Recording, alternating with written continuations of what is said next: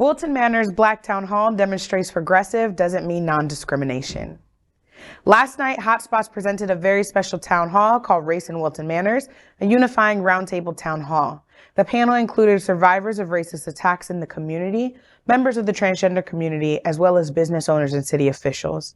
Issues such as access to housing, equity issues in starting a business, and how the community at large views the Black and brown members of Wilton Manors were discussed. You'll be able to view the entire event in a special broadcast after tonight's episode of Queer News Tonight. So I had the privilege of co-moderating that discussion with Jameer Baptiste from HotSpots. So a little over 30 people in the room, and it was such an interesting conversation that I was hopeful by, because people were presenting solutions. It's like, we know that in Wilton Manors, there's a certain type of people, a certain letter in LGBTQ that is prioritized, that is accepted, that is uplifted, all of those different things. So let's have that very real and raw conversation about that, anchored by Black folks that have had some really horrible things happen to them in Wilton Manors. And city officials that have said some really horrible things in Wilton Manors. So we were able to have a conversation where at the end of it, commissioners committed to like, well, here's some innovative things that we can do related to space, you know, for small businesses that are not, you know, cis, white, rich businesses, but women, Black businesses, all of that. How do we create the incubators? How to create the co-working spaces that could be free of charge, because we have so much city space that we have access to that sits, you know, 2 square miles, 12,000 people, unused on a regular basis, that we could be using to amplify the impact of these businesses. I think that the general sentiment in the room was also that people are frustrated. Black people in Wilton Manors would like a place for their gayness and their Blackness to be seen simultaneously, and to feel like that is the safe space that they can be together with their families, their partners, and grow, but it has to change. And then also the irony of, you know, Wilton Manors touts itself as very, very progressive, and it's like, you can be progressive on gay and terrible on everything else. You can paint the bridge a nice rainbow color. Right, and that doesn't make you progressive. People. Right, and the fact of the matter is, we are a city commission of 5 cis men, 4 of which are LGBTQ, 1 is not. How can that be progressive? Right. How can you all govern from that particular worldview that uplifts other people? And I know there's people on this panel that have tried to change that. So. Well, you know, when you mentioned some of those solutions, it sounds like some of the stuff I was sharing during my bid for you know, running for office. But you know, that's what it is. We have to have smart people in these conversations coming up with solutions around how we address the experience for Black and brown people who come into Wilton Manors. And I love my city, right? I love my island city. It's been good to me, and I hope I've been good to it as well. That being said, you know, there's always space for that conversation. And one of the things that I'm really happy to hear is that, you know, knowing you there co-moderating that, that means that when those solutions were being mentioned, that those were being recorded, and you have me as an ally to support you in making sure we hold people accountable and have it happen, because that's what we need to do. We really need to make real shifts in order to make it feel safe for Black and brown folks to come into Wilton Manors and know that they're equal here. And that's not only for the LGBTQ plus community. Right. I always ask, what is the fear? Like, that's the question that I like to ask politicians as well. What is the fear? Right? And so I know that there are times where there's a focus on certain things that I'm not going to mention. However, I always say this: the law of polarity exists in every ethnicity, in every being, male or female. There's a law of polarity. It's consistent. It doesn't stop. And so we can still create an inclusive space, right? Free of that fear. Right. And you put whatever parameters you have in place that protects you, regardless of what the race is, or, you know, whatever. But I always like to know, what is the fear? Right. And when you dig down to that root cause, you will identify that there is something with that individual or those individuals that they must deal with. Right. Right. Because we're not, all of us are the same. We're all different. We all bring that diversity and that difference. Right. Well, you know, and again, my perspective is incredibly limited. And I'm saying that openly, but from what, you know, we know that in the 50s, 60s, and of course, well before that, there was visible discrimination, signs that said it. But now I don't see the discrimination, and I think that's part of the problem. Oh, Chef Josie owns a business on Wilton Drive, and I'm like, yeah, that's great, Chef Josie. She was on Bravo TV, and it escapes me that it's so unique that a woman owns a business. I remember when Lori and Jen owned Sidelines down where Palmyra is now, and it's not that I don't understand. I just don't see it sometimes. And I think sometimes we have to raise those numbers. But right now Wilton Manors is 7% Black, according to the most recent census. I think it's like 30% if you go into Fort Lauderdale, which bigger city. We're not going to get into that, and it's only getting whiter because it's getting more expensive, and we don't have enough businesses, enough seed money in there to promote that community. Was that addressed last night?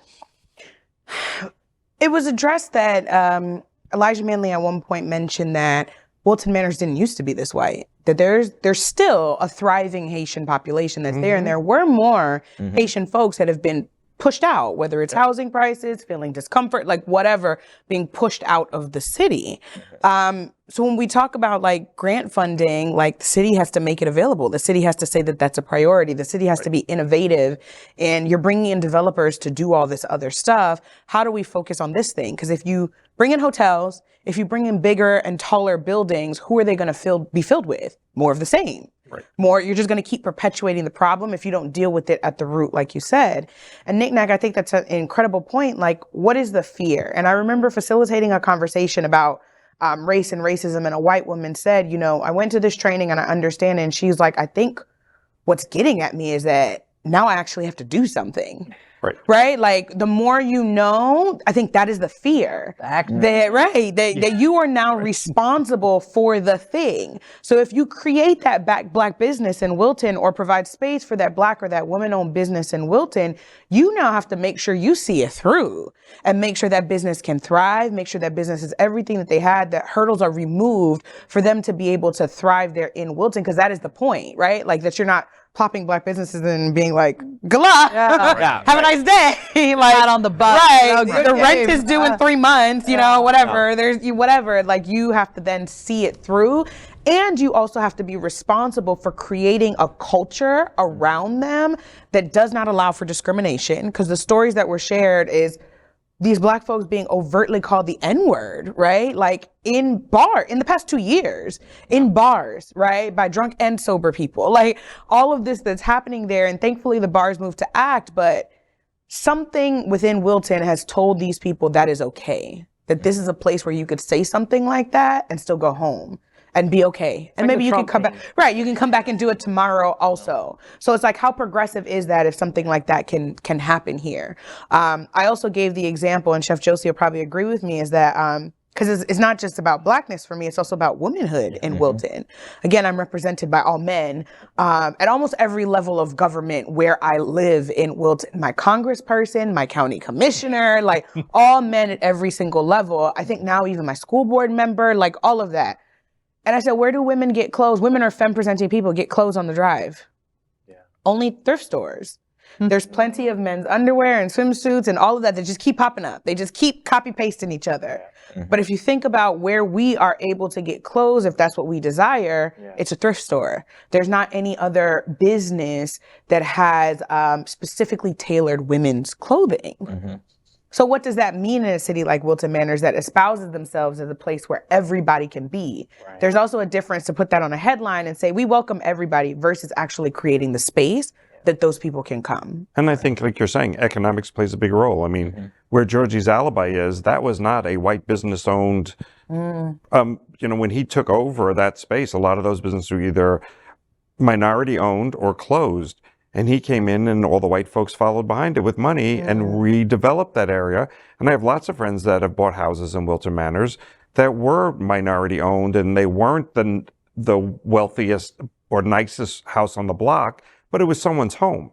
And they got pushed out because the money was really good. But then where do you go? And then what do? There's no CRA money.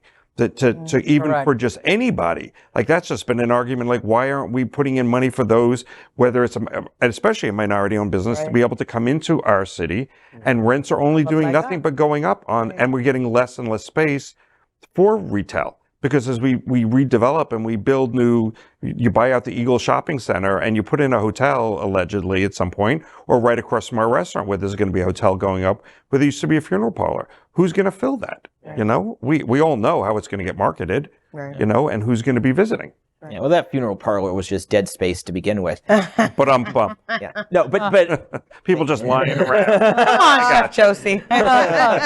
but 2 points I'd like to make. First off, I always hear, well, the lesbian community or the women community doesn't come out and support businesses. You know, I think what Lit is now, a couple iterations ago, was a lesbian bar, New Moon, I believe. I don't buy this explanation whatsoever. There's more to Wilton Manors than the Drive. And yes, the Drive especially is going up. But Dixie Highway is being redeveloped right now. There's plenty of space on 26th Street that is being developed. You can come in, and if you market properly, and that's the key word, market properly, and you can get community to come out and support. So anybody who says, oh, we tried and it didn't work, well, no, try again. Keep trying again. Second is SunServe, which is a very valuable resource in our community. This last fall, they started a campaign to work with women and minorities to train them to run for office, how to start like laying foundations, working on, you know, joining boards, things like that. And it's a really, really great class. And I believe they're going to do another session of it at some point this year. And I'll check with Tony Lima over at SunServe. But, you know, we mentioned, and you've mentioned that it's 5, you know, white cis men on Wilton Manors commission. And I work with them, I cover them, and they are great people and they're good leaders. But no one's helping build the next generation. And that's what this SunServe thing is doing. So if you have any inkling in public service, and it doesn't mean you have to go out and file and run in the next election. You don't have to do that. Please don't. But start laying the groundwork. Start, you know, if you know a friend who could do it, start planting the seeds. Because right now, if there's no bench, then we're only going to get more of the same. Yeah. I know you want to move on, but is 13th Street still Wilton Manors, or is that Fort Lauderdale? That's Fort Lauderdale. Okay. Because that's another area that's been redeveloped and minorities have been pushed out of. And when you look at the business owners of Milk Money and the beer place down the street, they've all been changed from minority-owned organizations that were doing support work like Home, which is based on that street, and now they've all been redeveloped, and the money from the CRAs or whatever it is didn't go in to make the lives better and easier and more attainable to have a nice business, and the investments made into making those buildings prettier. It wasn't until they got sold to the white guy who then went and redeveloped it, and again we see this continuation of pushing back. So sorry, I know you want to end, but I just Absolutely. Well, make sure you support the lesbians who own deck on 13. Okay. I'm on the card. I'd love to support that. Oh yeah. Yeah. It's a great. Tell them it's- Chef Josie sent you. It's literally in my backyard. I can hear their music playing every night. It sounds like a fun time. Yeah. LGBTQ plus news is vital for our community and for the broader world as a whole. We have enough enemies at Fox News. Tucker, Sean, and Laura are loud. We need passionate allies. Happening Out Television Network, Queer News Tonight, and It's Happening Out are literally out of the closet and into the headlines. Our community needs your support. Like this broadcast and subscribe now to ensure the growth of the entire LGBTQ plus community.